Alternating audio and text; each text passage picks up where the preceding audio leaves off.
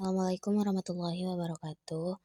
Kami dari kelompok 9 ingin mempresentasikan proyek akhir kami mengenai analisis gaji awal berdasarkan jurusan. Adapun anggota kelompok kami ada Sa'diyah, Giat Rizka Novalin, dan Farah Syifa Ramadhani. Yang pertama adalah latar belakang. Gaji awal lulusan merupakan indikator penting untuk menilai prospek kerja dan daya saing setiap jurusan. Karena setiap bidang studi memiliki peluang karir yang berbeda-beda, analisis perbedaan rata-rata gaji awal antar jurusan menjadi menarik untuk dilakukan. Penelitian ini menggunakan metode cluster random sampling dengan mempertimbangkan populasi lulusan yang besar dan telah terbagi dalam kelompok jurusan seperti art, bisnis, computer science, engineering, dan lainnya. Teknik ini kami pilih agar sampel tetap efisien dan representatif. Data sekunder dari 400 responden pada 11 klaster dianalisis untuk menggambarkan variasi gaji awal lulusan berdasarkan bidang studi. Selanjutnya ada perumusan masalah dari latar belakang tadi. Yang pertama ada apakah terdapat perbedaan rata-rata gaji awal yang signifikan antar jurusan, dan apakah jurusan yang dipilih berpengaruh terhadap besarnya gaji awal yang diterima lulusan. Adapun tujuan pada penelitian kali ini adalah yang pertama, mengetahui apakah terdapat perbedaan rata-rata gaji awal antar jurusan melalui analisis ANOVA. Yang kedua, menganalisis pengaruh jurusan terhadap besarnya gaji awal lulusan sehingga dapat memahami peran bidang studi dalam menentukan variasi pendapatan awal. Yang ketiga, menerapkan teknik cluster random sampling untuk memperoleh sampel yang representatif dari tiap jurusan dan memastikan hasil penelitian tidak bias. Yang keempat, menggambarkan kondisi populasi terkait variasi gaji awal lulusan berdasarkan data sampel yang telah dikumpulkan secara terstruktur. Yang kelima, memberikan informasi yang bermanfaat bagi mahasiswa, lembaga pendidikan, dan pihak terkait mengenai hubungan antara jurusan dan peluang gaji awal. Data yang kami gunakan dalam penelitian ini bersumber dari web Kaggle. Variabel yang kami gunakan meliputi file of study atau bidang jurusan dan starting salary gaji awal. Setelah menentukan sumber data dan variabel yang digunakan, langkah selanjutnya adalah menentukan metode sampling untuk mendapatkan sampel. Untuk memastikan keterwakilan data, kami menggunakan metode cluster random sampling atau sampel acak bergerombol. Dari total 400 populasi yang ada, kami membagi populasi menjadi 11 klaster atau kelompok. Kemudian, kami menarik sampel sebanyak 8 klaster secara acak, seperti yang ditampilkan di slide. Dari 8 klaster terpilih, kami memperoleh total 275 sampel individu. Setelah klaster terpilih, kami menjumlahkan seluruh gaji awal dari lulusan di klaster-klaster tersebut, sehingga didapatkan total gaji awal sebesar $23.751.000. Sehingga rata-rata perkiraan gaji awal lulusan secara keseluruhan adalah $86.367.27.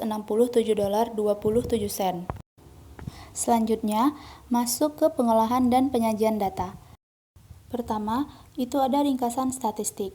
Tabel ini menyajikan ringkasan statistik gaji awal berdasarkan setiap jurusan yang kami teliti, mencakup nilai minimum, kuartil 1, kuartil 2, kuartil 3, median, mean, dan maksimum.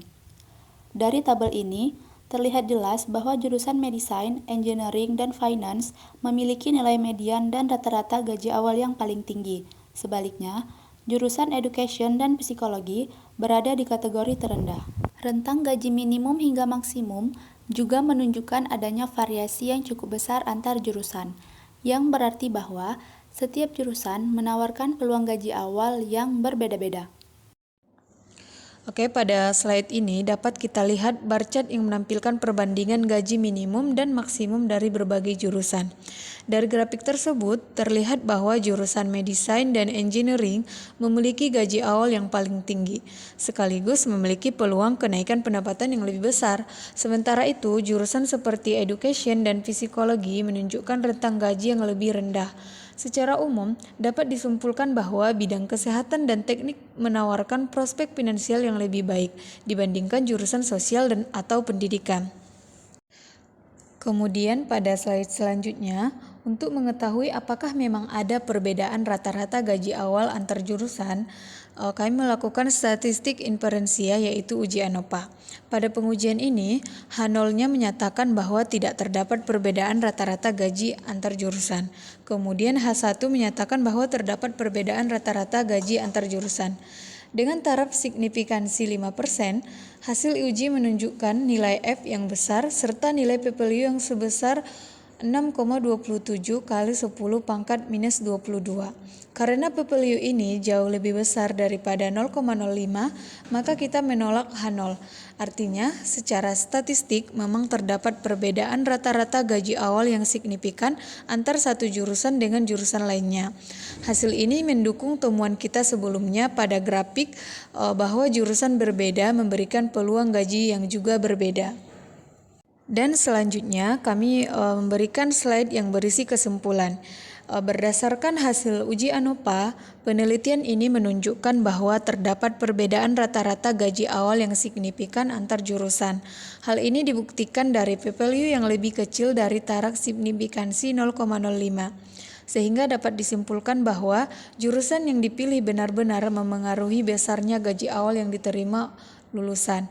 Beberapa jurusan pun terbukti memiliki rata-rata gaji awal yang lebih tinggi dibandingkan jurusan lainnya. Penelitian ini menggunakan metode cluster random sampling, yaitu teknik pengambilan sampel berdasarkan kelompok jurusan yang sudah ada. Metode ini dipilih karena tidak seluruh populasi dapat dijangkau, sehingga sampel diambil secara acak dari setiap jurusan. Cara ini membantu menjaga keterwakilan data, mengurangi bias, dan membuat proses pengumpulan informasi menjadi lebih efisien. Karena data yang dianalisis merupakan sampel, hasil penelitian ini menjadi gambaran kondisi populasi secara keseluruhan. Meski demikian, pemilihan teknik sampling yang tepat membuat hasilnya tetap dapat dipercaya untuk memperkirakan keadaan populasi dengan lebih akurat. Secara umum, hasil penelitian ini menegaskan bahwa jurusan memiliki peran penting dalam menentukan variasi gaji awal lulusan. Informasi ini dapat menjadi bahan pertimbangan bagi mahasiswa dalam memilih bidang studi, membantu lembaga pendidikan dalam menyusun kurikulum yang relevan, serta menjadi acuan bagi pihak lain yang berkepentingan untuk memahami kondisi pasar kerja berdasarkan bidang studi.